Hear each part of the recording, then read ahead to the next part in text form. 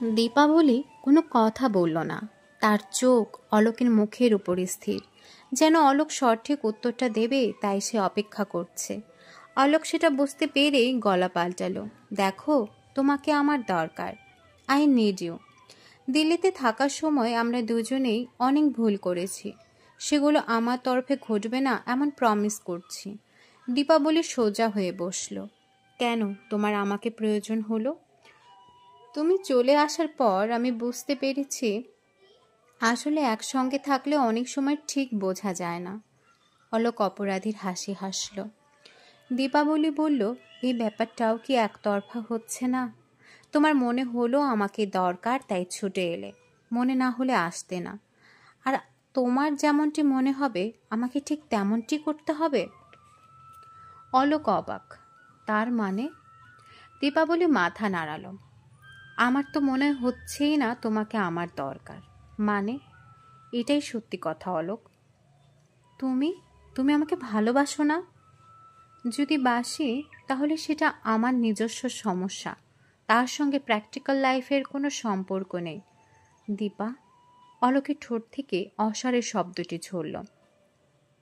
অলোক, বিয়ের আগে আমরা নিজেদের যতটা চিনেছিলাম, বিয়ের পর একটু একটু করে তার বিপরীত চেনাটা চিনেছি।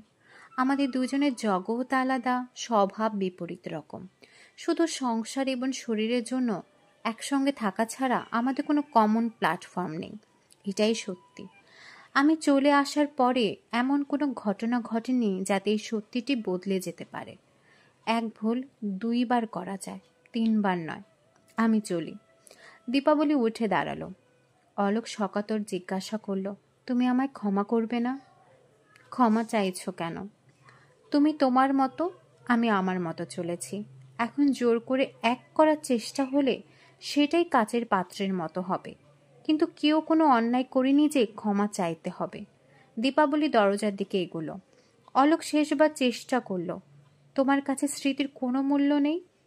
স্মৃতি অবশ্যই মূল্যবান, কারণ সেটা অতীত। আমি কখনোই অতীতকে সামনে টেনে আনতে চাই না। ভালো থেকো, এলাম। দীপাবলি ধীরে ধীরে সিঁড়ি ভেঙে নিচে নেমে এলো। ফুটপাতে পা দিয়ে সে অল্পক্ষণ গোলপার্কের ছুটন্ত গাড়িগুলোর দিকে তাকালো এবং তখনই মনে পড়ল বাড়িতে বিস্কুট কমে এসেছে। ধীরে সুস্থে সংসারের টুকিটাকি জিনিসগুলো কিনে নিয়ে মিনি বাসের জন্য বাস স্ট্যান্ডে এলো।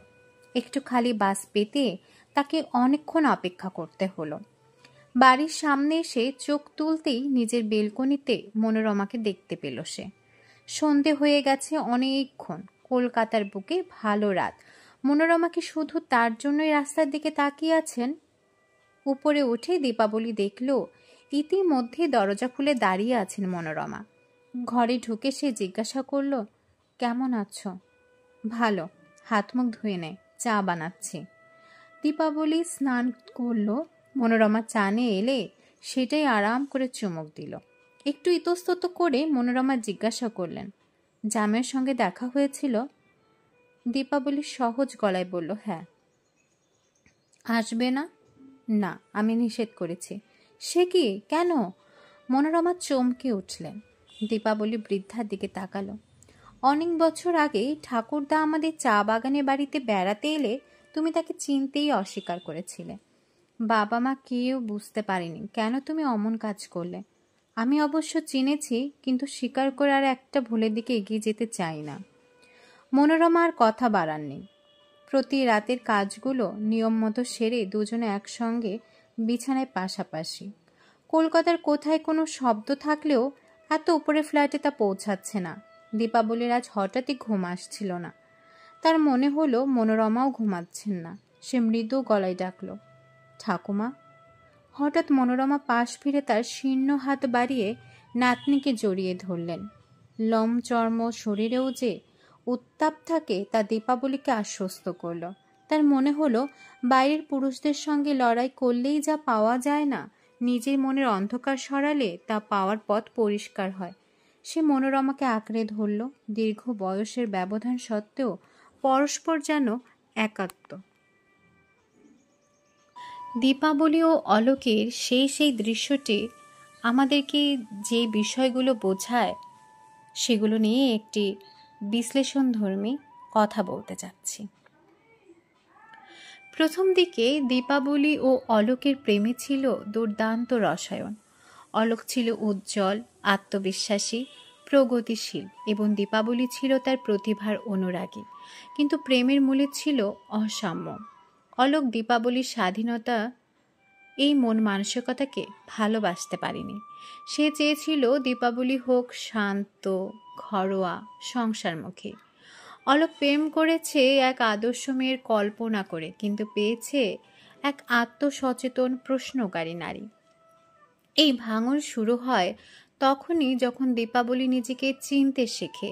সে কেবল কারো প্রেমিকা বা স্ত্রী নয়, সে নিজেই এক পূর্ণ মানুষ। ডিভোর্সের সিদ্ধান্তের পিছনে কেবল ব্যক্তিগত আঘাত নয়, ছিল আদর্শগত দ্বন্দ্ব।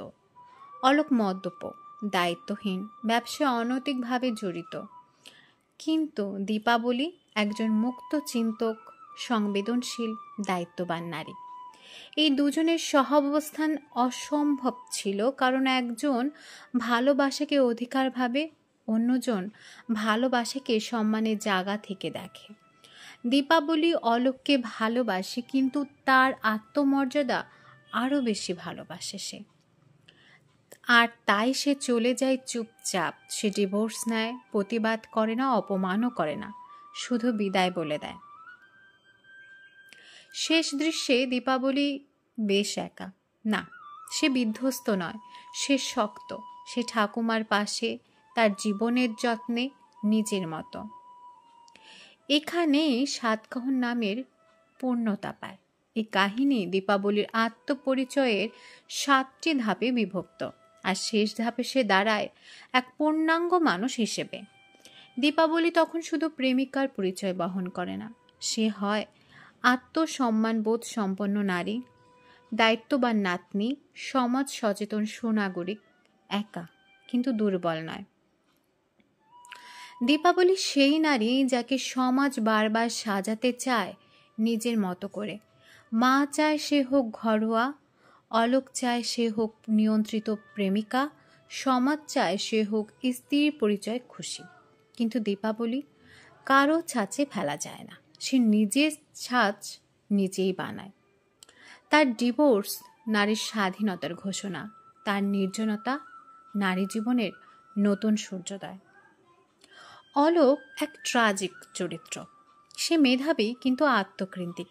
সে নিজের প্রতিভা ও দীপাবলির ভালোবাসা দুটোই হারায়। অলোক দীপাকে বুঝতে শেখেনি, যখন বোঝে তখন অনেক দেরি হয়ে গেছে। শেষে সে অনুতপ্ত হলেও দীপাবলি আর ফিরে যায় না, কারণ সময় আর সম্পর্ক দুটো শুধু ভালোবাসা দিয়ে বাঁচে না, লাগে পরিপক্কতা ও সম্মান।